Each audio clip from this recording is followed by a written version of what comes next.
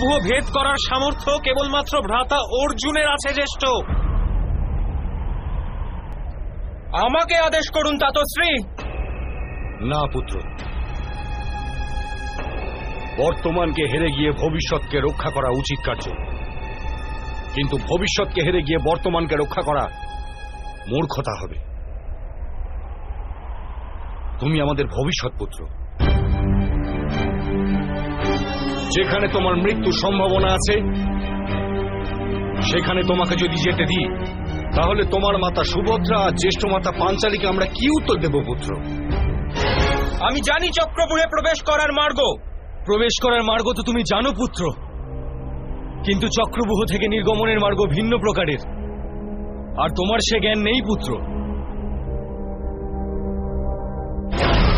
তাতশ্রী, আমাকে আজ্ঞা দিন। আমাদের সৈন্যরা ধ্বংস হয়ে যাবে তাতশ্রী, আমাকে আজ্ঞা দিন। দাঁড়াও মহারথী অভিমন্যু, তোমার সাহস দেখার পর আমার হৃদয়ে গর্বে ভরে উঠেছে, কিন্তু তোমার এই চক্রব্যূহে প্রবেশ করার কোনো কারণ নেই। আমিও চক্রব্যূহের জ্ঞান সেই মহাগুরু ভরদ্বাজের থেকে প্রাপ্তি লাভ করেছি, যার নিকট দ্রোণ প্রাপ্তি লাভ করেছে। আমি শীঘ্রই এই চক্রব্যূহ ভেদ করব।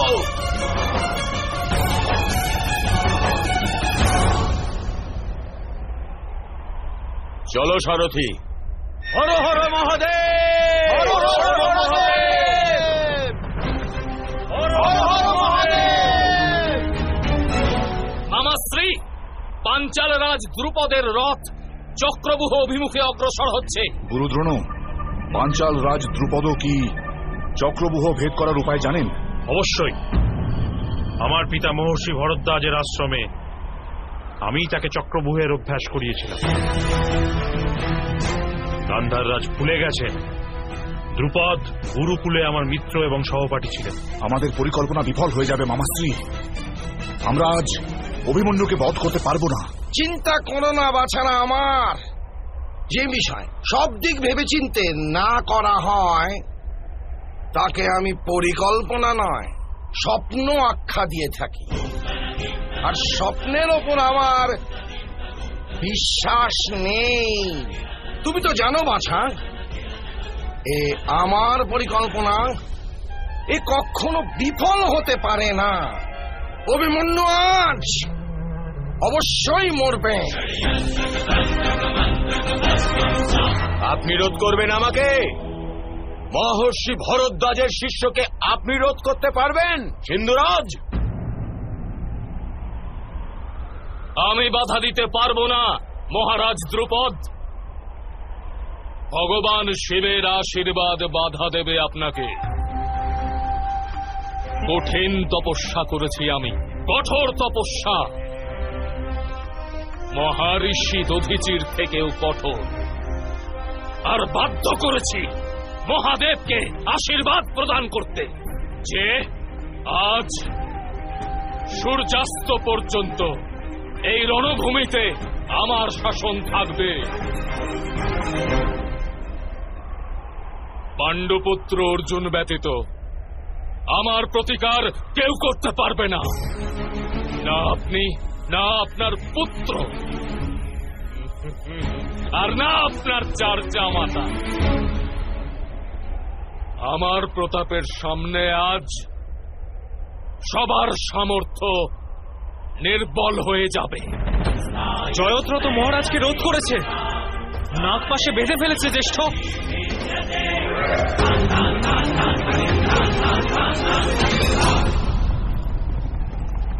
অবশ্যই কোনো ছলনা। তাতশ্রী, জ্যেষ্ঠ তাতশ্রীকে বলুন আমাকে চক্রব্যূহতে প্রবেশ করতে দিতে। তার সাথে আপনারা সবাই প্রবেশ করতে পারবেন। হ্যাঁ, সম্ভব জ্যেষ্ঠ। অভিমন্যু আমাদের জন্য মার্গ প্রস্তুত করতে পারে। যদি আমরা চক্রব্যূহের মধ্যে প্রবেশ করতে পারি তাহলে আমরা শত্রুর বিনাশ করতে পারবো। কপট শত্রুরা তোমাকে হত্যা করে তোমার পিতাশ্রী তাতশ্রী আর কাকাশ্রীদের দুর্বল করে পরিকল্পনা করেছে। ওদের পরিকল্পনা সফল হতে দিও না পুত্র, ফিরে এসো। কিন্তু তাতশ্রী, এই চক্রব্যূহ আমাদের সৈন্যদের কুরুক্ষেত্র থেকে নিষ্কাশন করে দেবে।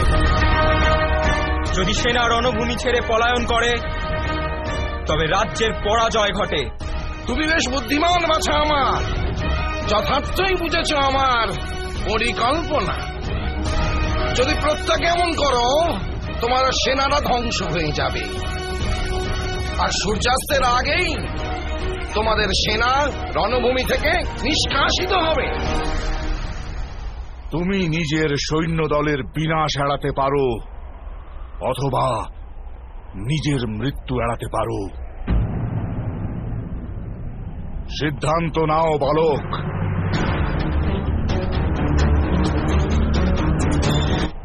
তাতশ্রী, আমাকে যেতে হবে।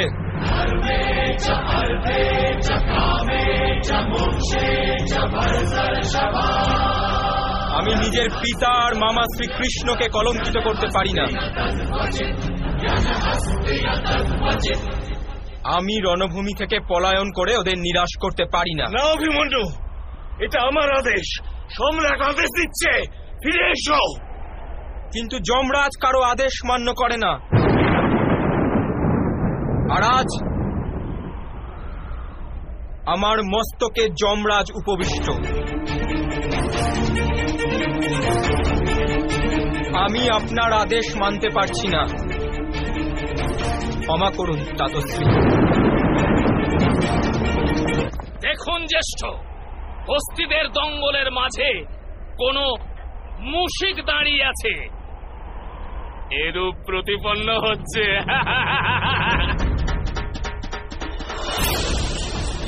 এক মুশিককে বধ করার জন্যে ৬টি হাতিকে দঙ্গল বেঁধে আসতে হলো।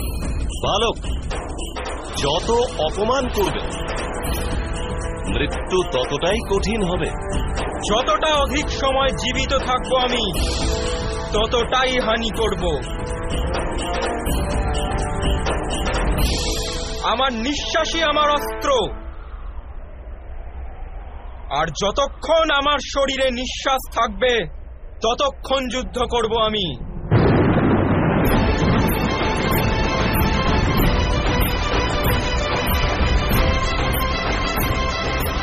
বলুন তাতশ্রী, প্রথম দ্বন্দ্ব কে করতে আসবে? বালক, অন্তিম দ্বন্দ্ব কে করবে সেটা বলতে পারি আমি। তুমি করবে অন্তিম দ্বন্দ্ব বালক, তুমি।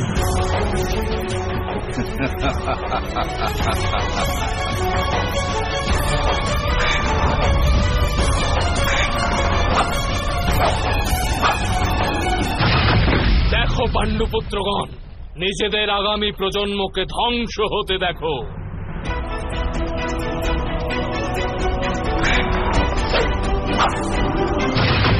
অর্জুনের পুত্রকে মরতে দেখো। কোন প্রকারে অর্জুনের পুত্রের মৃত্যু হয় তা দেখো। তোমরা আগেও যেতে পারবে না, অথচ তোমাদের বধও করব না। নিজের ভ্রাতুষ্পুত্রের মৃত্যু দেখার সুযোগ অবশ্যই দেব।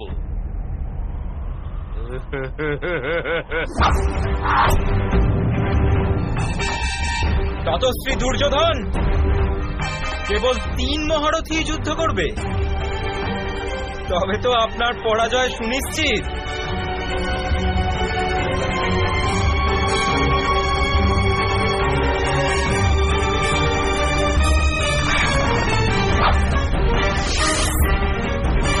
মহারথীগণ, প্রহার করো এর ওপর।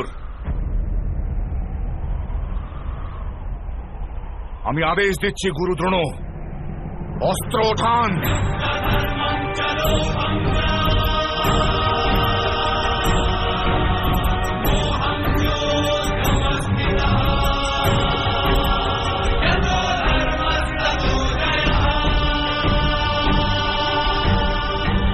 গুরুদেব, আপনার হস্তে এত বড় অধর্ম হয়ে গেল। যার হস্তে অস্ত্র রয়েছে কিন্তু হৃদয়ে করুণার অভাব, সে তো দস্যু, সে তো শিকারী, সে লুণ্ঠনকারী, কিন্তু সে যোদ্ধা নয় গুরুদেব। এই প্রশিক্ষণ আপনি দিয়েছিলেন গুরুদেব, আর আজ আপনি স্বয়ং করুণা ত্যাগ করছেন গুরুদেব।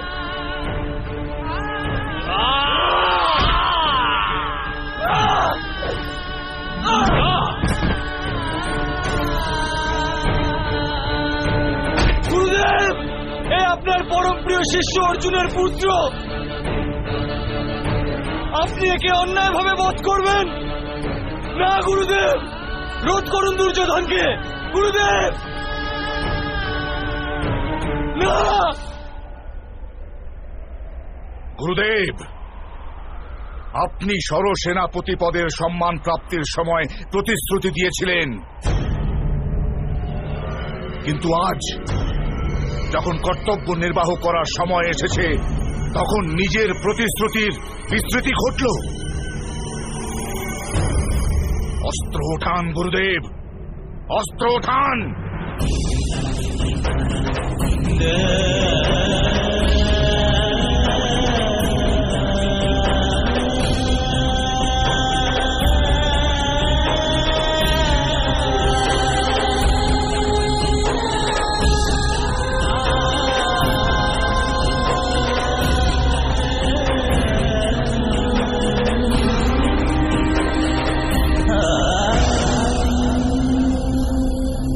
কর্ণ, আমি তোমাকে বলেছিলাম না এই বালক তোমার শিকার। ওঠাও ধনুক।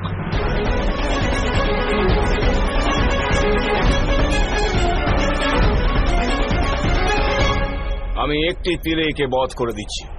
না মিত্র, না।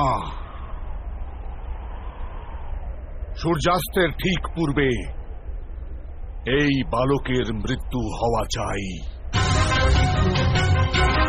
ততক্ষণ এই বালকের দেহে অল্প স্বল্প ক্ষত সৃষ্টি করতে থাকো। এ এক যোদ্ধা মিত্র, অসুর নয় যে তাকে পীড়া দেব। মিত্র কর্ণ, একে যত পীড়া দেওয়া হবে পাণ্ডু পুত্রেরা ততটাই দুর্বল হতে থাকবে। আর তোমার এই বালকের উপর দয়ার উদ্রেক হচ্ছে। ভীম আমার ভ্রাতাদের বধ করার সময় কোনো দয়া করেনি। যতক্ষণ আমি আদেশ না দিচ্ছি ততক্ষণ এই বালককে মৃত্যু যেন না দেওয়া হয়।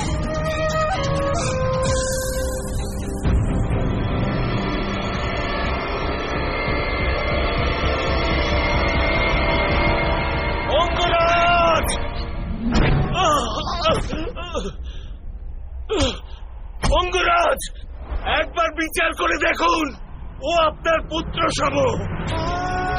আরে ফুল তুলে লোকে মালা তৈরি করে, কুড়ির হার বানানো যায় না।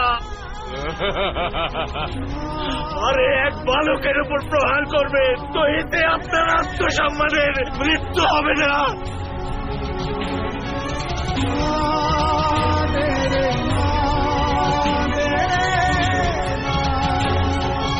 সুতপুত্র কর্ণ, এরূপ আখ্যাতেই সম্মানিত করেছিল মিত্র। এই পাণ্ডবগণের প্রত্যেক তোমাকে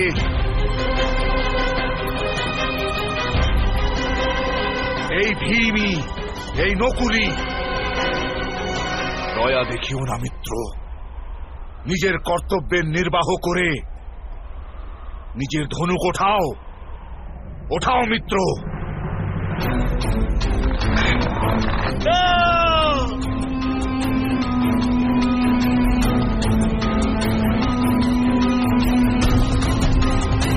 অর্জুনের পুত্র আমি গুরুদেব, যার তীর পিতামহ ভীষ্মকেও সরসজ্জা দিয়েছে। এত সরল ভাবে আমার মৃত্যু হবে না।